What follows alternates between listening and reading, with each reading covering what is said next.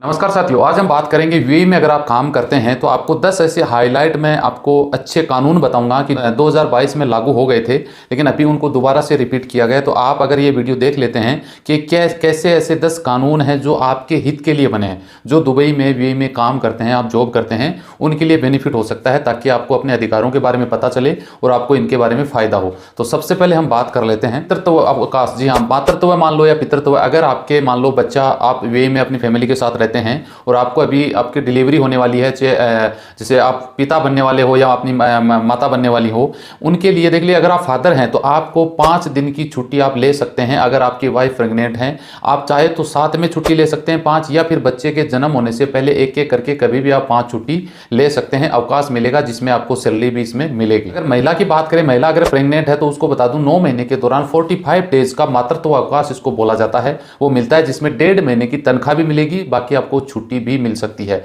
वेतन के अतिरिक्त आप 15 दिन तक इसको बढ़ा भी सकते हैं, जिसमें 15 दिनों की आपकी सैलरी नहीं मिलेगी। अगर मान लो कि कई बार होता है भाई ऊपर वाले की दया है, बच्चा विकलांग हो जाता है, तो उसमें आपको माता को समय और मिल सकता है, जिसमें 30 दिन का समय और यानी ग्रेस पीरियड इसमें जोड़ा जा सकता है, जिसमें 30 दिन की आपको सैलरी भी मिलेगी। आप छुट्टी को बढ़ाया जा सकता है, 1.5 महीने की वो कर मान सकते हैं और 30 दिन की ये छुट्टी आप मान सकते हैं। जो अगर ये 30 दिन की आपका बच्चा अगर विकलांग पैदा होता है तो उससे रिलेटेड ये छुट्टी आपको मिलती है। पति पत्नी की अगर मौत हो जाती है तो इमरजेंसी छुट्टी में 5 दिन की छुट्टी का अवकाश इसमें दिया गया है, जिसमें अपने माता पिता, भाई बहन, पोते, दादा दादी किसी की भी मृत्यु हो जाती है तो कंपनी को आपको 5 दिन की छुट्टी देने की पूरी जिम्मेदारी बनती है। बहुत सारे लोगों के आपके साथ ये प्रॉब्लम आती है कि आपके वहाँ पे आप वहाँ जॉब कर रहे हैं इंडिया में, आपकी किसी परिवार में डेथ हो जाती है, कंपनी बेवकूफ़ बना के और आपको छुट्टी नहीं देती है। छुट्टी देते देते दिन आपके 12 दिन या आपके समाज के हिसाब से पूरे दिन इस टाइम निकल जाता है, लेकिन वो छुट्टी नहीं दे सकती, छुट्टी नहीं देती है। अगर आपके परिवार में आपकी वाइफ, हस्बैंड वगैरह, भाई बहन, माता पिता, दादा दादी कोई भी हैं, उसकी डेथ हो जाती है तो 5 दिन का छुट्टी का अवकाश दिया गया है।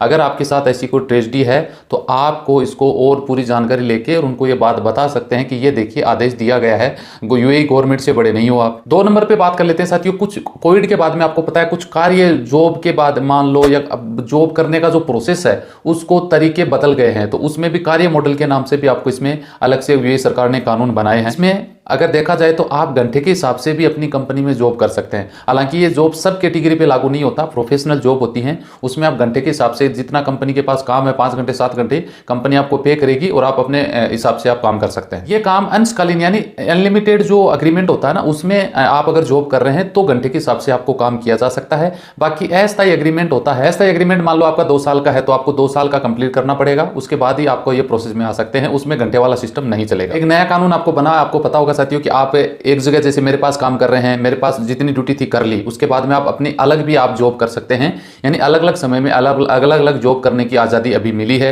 जो 2022 से हालांकि कानून लागू हो गया है, जिसमें आपको जो आपका अग्रीमेंट है उसमें आपका टाइम है, घंटे है, वो आप कंप्लीट करें, उसके बाद आप दूसरी जगह जॉब कर सकते हैं। अभी 3 नंबर पे बात कर लेते हैं, प्रोफेशन पीरियड क्या होता है। प्रोफेशन पीरियड का मतलब आप किसी कंपनी में गए तो आपका एक ट्रेनिंग टाइम होता है, जिसमें 1 महीने से लेके 3 महीने तक या 6 महीने तक भी प्रोफेशन पीरियड होता है, जिसमें पहले कंपनी क्या करती थी कि जैसे आप ट्रेनिंग टाइम में हैं, कंपनी को लगा कुछ लालच आ गया, कुछ सस्ता वर्कर मिल रहा है तो ट्रेनिंग के टाइम आपको निकाल देती थी, लेकिन अभी वो काम नहीं है। अभी आपको नया कानून के तहत कंपनी आपको निकालने से पहले 14 दिन का एक नोटिस देना पड़ेगा प्रमोशन पीरियड के समय।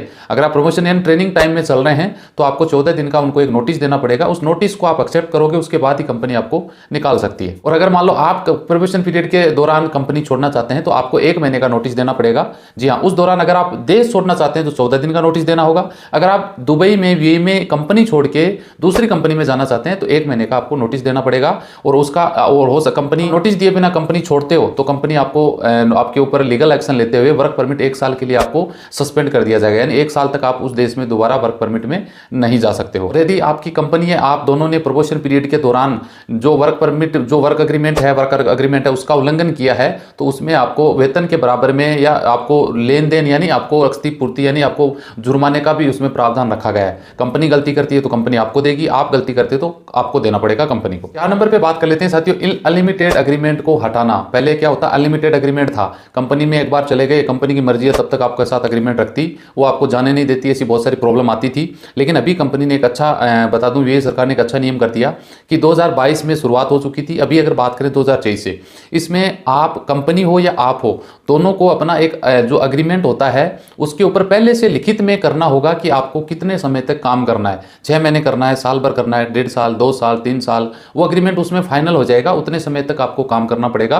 कंपनी जबरदस्ती नहीं कर सकती कि भाई आपका एग्रीमेंट तो 1 साल का था और कंपनी बोलती है नहीं नहीं आपको हम नहीं निकालेंगे। मेरे पास बहुत सारे लोगों की शिकायतें आती हैं कि आपका एग्रीमेंट पूरा हो चुका है, उसके बावजूद कंपनी आपको छुट्टी नहीं देती या आपको कैंसिल नहीं करती, आपका भुगतान नहीं करती, ये बड़ी प्रॉब्लम है। तो इस बात का आपको ध्यान रखें कि अगर आपका एग्रीमेंट पूरा हो चुका है, आप कंपनी में काम नहीं करना चाहते, तो आपका वहीं एग्रीमेंट खत्म है, आगे आप एग्रीमेंट करने की आपको कोई जरूरत नहीं है, कंपनी को आपको छोड़ना ही, रिलीज करना ही पड़ेगा। जी हाँ, 1 साल के बाद छुट्टी का भी प्रावधान है कि 1 साल में आपको छुट्टी देना ही पड़ेगा, जो फरवरी 2022 से ही ये कानून लागू हो चुका है। इस बात का आपको ध्यान में रखने की जरूरत है। 5 नंबर पे बात करें साथियों, न्यूनतम सैलरी, मिनिमम सैलरी आपकी क्या होनी चाहिए।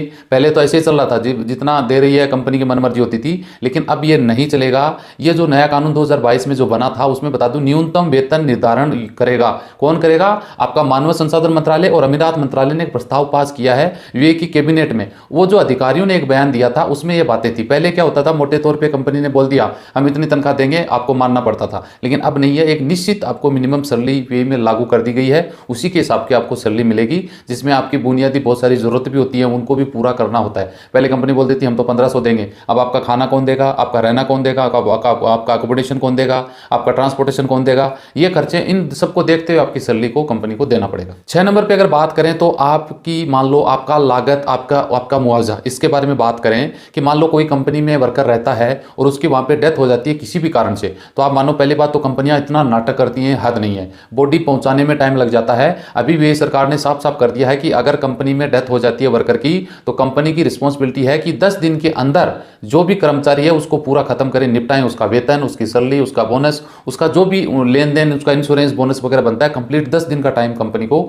दिया गया है। अगर आप ये बात ध्यान में रखें कि आपके साथ में कोई ट्रेजेडी होती है, कंपनी की जिम्मेदारी 10 दिन में पूरे काम को सेटल करने की है, और उसका जो भी खर्चा होता है डेड बॉडी को इंडिया तक पहुंचाने का, वो भी कंपनी की रिस्पॉन्सिबिलिटी बनती है। तो ये घटना अगर किसी के साथ हो तो इस बात को ध्यान रखें। और ज्यादा जानकारी आपको लगता है कंपनी नाटक कर रही है, तो आप मोहरे में जा सकते हैं, वहां से डिटेल पूरी लिखित में ले सकते हैं, सब कुछ पढ़ा है, मिल जाता है आपको। 7 नंबर पे बात कर लेते हैं, कंपनी छोड़ने के बाद में देश छोड़ने का जबरदस्ती करना। अब आप ये सोचो, आपने पहले, सबको पता है जो आप लोग यूएई में रहते हैं, पहले क्या होता था, मान लो आप मेरी कंपनी में काम कर रहे हैं और आपको लगता है कि आप मेरी कंपनी छोड़ते हैं, तो मैं आपको मजबूर करता था कि आपको यूएई छोड़ना पड़ेगा।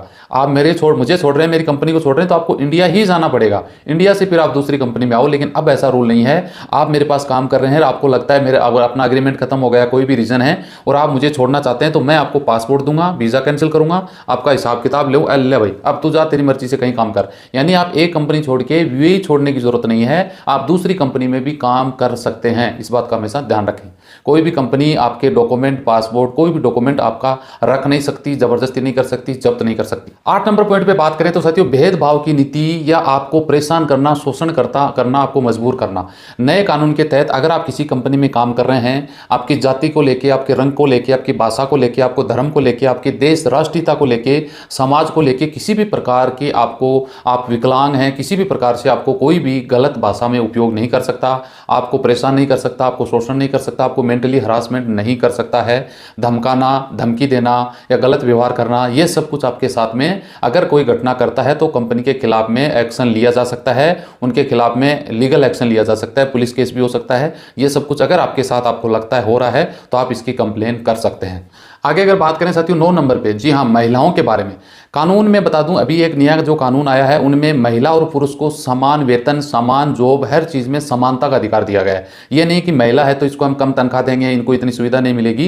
ये सब कुछ इसमें महिला सशक्तिकरण के मामले में ये कानून बनाया गया है, जिसमें महिलाओं को पुरुषों के बराबर अधिकार दिए गए हैं। 10 नंबर पे बात करें साथियों, अगर आपको किसी कानूनी जरूरत पड़ जाती है, आपको कोर्ट की जरूरत पड़ जाती है, तो न्याय में जो कानून, कोर्ट में जो खर्चा होता है, उसमें छूट दी गई है। अगर आपको कंपनी के साथ आपका कोई डिस्प्यूट है, कंपनी समय पे तनख्वाह नहीं दी, या कंपनी के साथ किसी का लेन देन है, या कोई XYZ कोई भी मैटर है, 1 लाख दराम तक का अगर आप मुकदमे करते हैं, लीगल एक्शन लेते हैं, तो आपको किसी भी प्रकार का कोई खर्चा देने की जरूरत नहीं है। आपका 1 लाख दराम तक का मुकदमा मुफ्त में आप अपना केस लड़ सकते हैं अपने न्याय पाने के लिए। जी हाँ, ये भी इसमें बताया गया है कि कोई भी कंपनी आपके पास में आपको जॉब देने के बहाने, आपका वीज़ा देने के बहाने, आपको किसी भी ट्रेनिंग देने के बहाने, लाइसेंस देने के बहाने आपसे चार्ज वहन नहीं कर सकती। इस बात का ध्यान रखें। हालांकि मुझे इस बात का पता है, कंपनी आपको बहुत सारी जो चिंदी चोर वाली कंपनियां हैं छोटी मोटी, वो आपका वीज़ा का पैसा भी काटती हैं। आप अगर कोई ड्राइवरी का लाइसेंस बनवाते हो तो वो पैसा भी काटती हैं, और भी बहुत सारे खर्चे आपसे काटती हैं, जबकि वो इनलीगल है।